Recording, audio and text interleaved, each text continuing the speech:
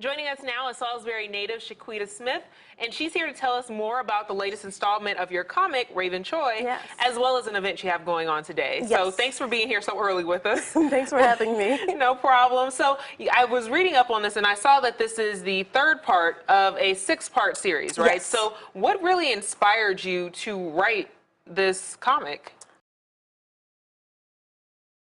In the studio of Jackie Orms, one of the few women cartoonists, the popular comic strip characters of Torchy and Heartbeat and Patty Jo literally spring to life. Syndicated in scores of newspapers, her cartoons reach more than 1 million readers each week.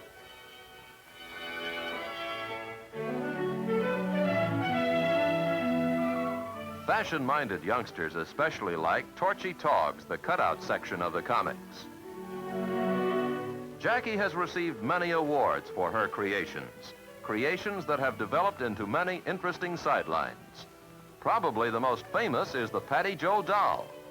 One of the nation's first, Patty Jo is known and favored in America as the ideal Negro-type doll, a cute playmate that's brought happiness to many a youngster. The achievement Jackie Orms is proudest of. Happiness is her trademark.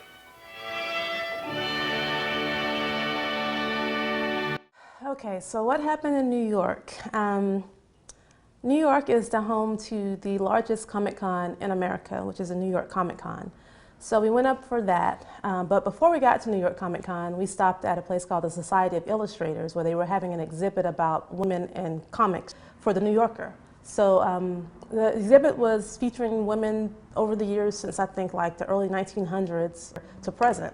And so went there kind of expecting to see a couple of faces of color on the wall, a couple of women that maybe have done strips for them over the years, and there were none. I thought I was going to see some black women or a lot of Hispanic women or Asian women. It was nothing. It was maybe one Asian lady, I think her name was Amy, that was on the wall, but every other woman that has done a comic strip for them since the early 1900s has been a white woman. As a female creator, comic book creator and writer, over the years, since the beginning of time, or the beginning of comics, men have written our stories. So strong women in the story. So Storm, Misty Knight, like everybody's written by a white man.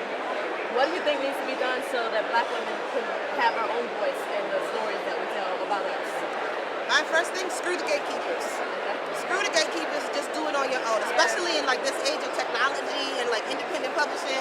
We don't need them no more.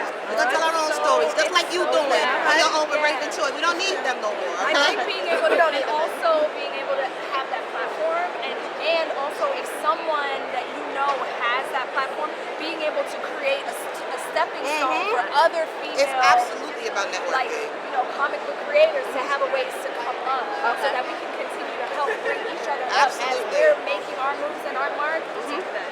Absolutely.